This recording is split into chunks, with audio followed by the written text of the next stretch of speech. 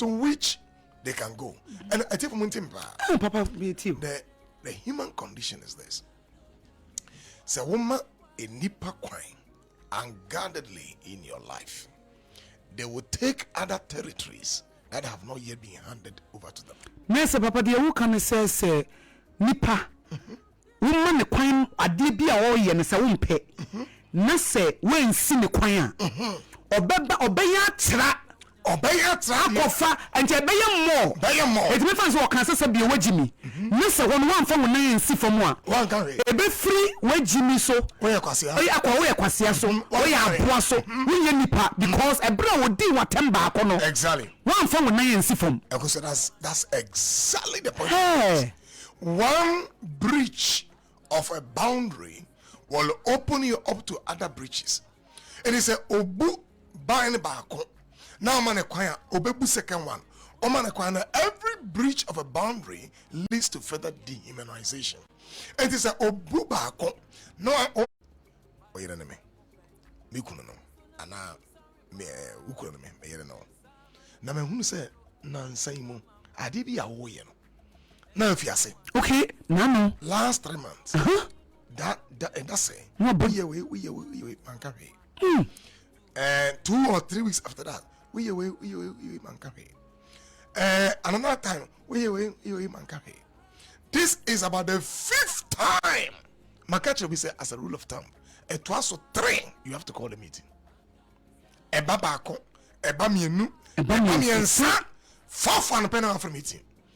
Mesrao me nipa mouse akwan bi and me catch us say san ye be ware dia and ye sisi ho now we emboa me nemboa won so be assertive, be firm, be respect. It is a buno na kase na nim say the next time he does that the ninja okay. And the boundary setting requires assertiveness. Mawani nano any mere and gather evidence. How can happen? And I could say, okay, what is your evidence? Yeah, it is only evidence here. What's what two, especially narcissists for because was it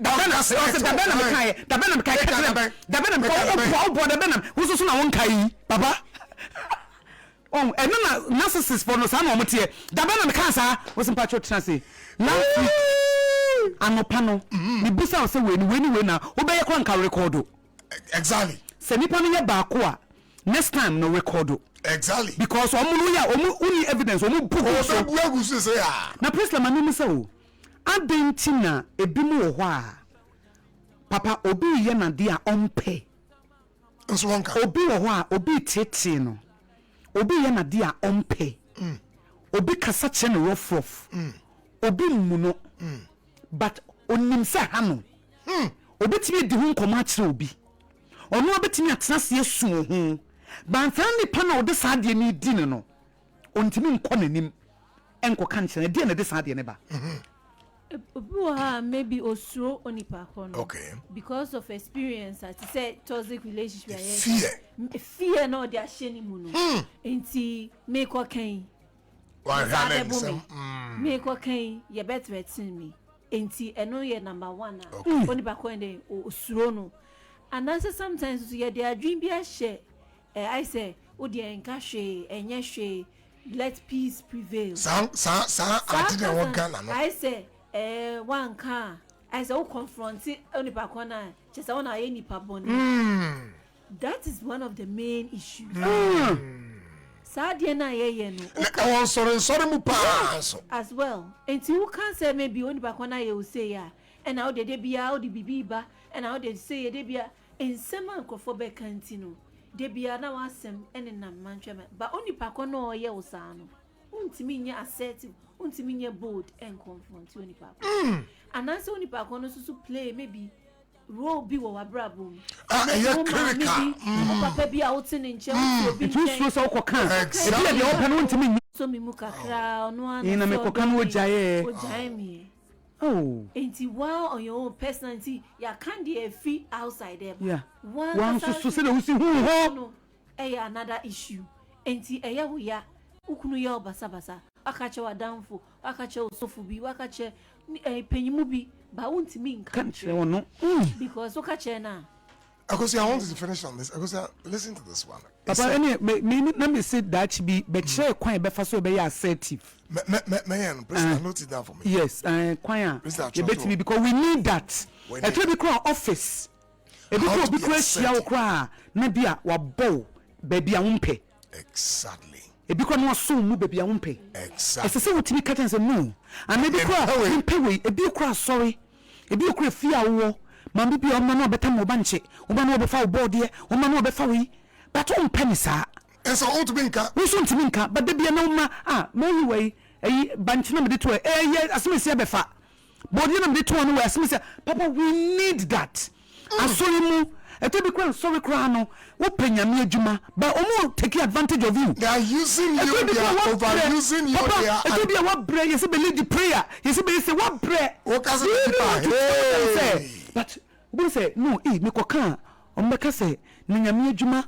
But why is onya time krama wo yere ne ukunu na aye chese enti papa impo in religion in a relationship a fear adwuma we need that level of assertiveness no oh sometimes we say the parents krama respectfully oh because young lady be papa onya mare me mame awari no onya mare ye no wo hia no a ensim bi chese on free ma ne ma no draining no emotionally.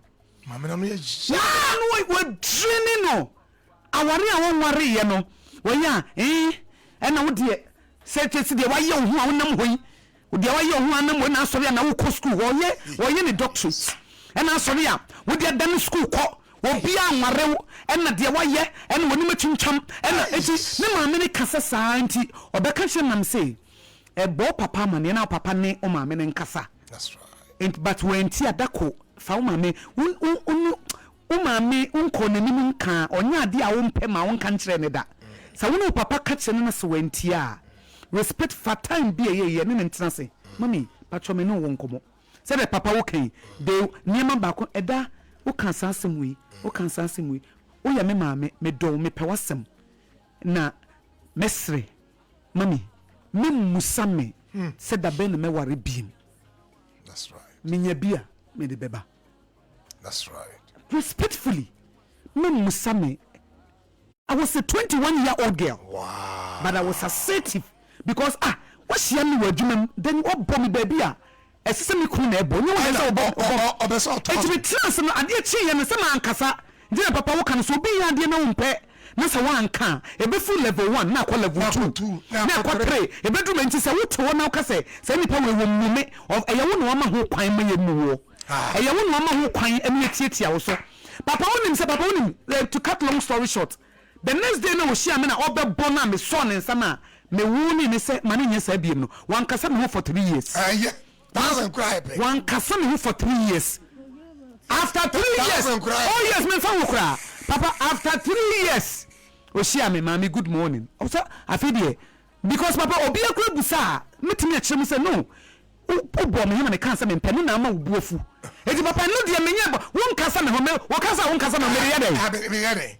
me won kasa me ho anya won atua me ka me pekra wo kura won kasa me ho kura e nsira edi za won kasa me ho a what am I edi na me nusu enya won atua me ka enya me maame no enya me papa no enya won atua me school fees enya won atua me rent sa abre no enya won ama me tie ntiti papa say who say me won kasa me ho a me ho kura na atom me nsu eti papa assertiveness as I said that she be church ye who put 200 Ghana cedis no dey ato ho ade chia o lectures mo pon a o regular student no aba be ye no okọ o wie e no static akra no nya e no start tonton books any ade e man the classmates no or finding out some of the things we here our classroom and o go to betonton pen drives ni ade any pamphlet ni handout to ya o se mabeko ko photocopy amount ye photocopy ni ade papa o de saa no di university wow o de saa but hono say ye o say any papa so ntia me school fees biem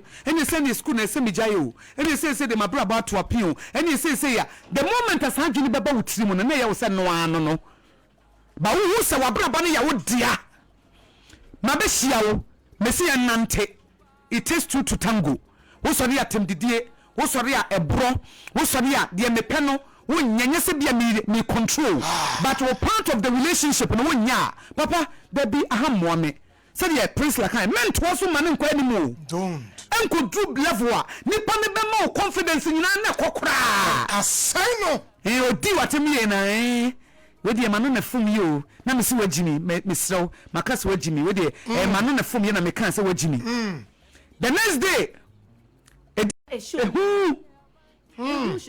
hunu say akola no susu ye nipa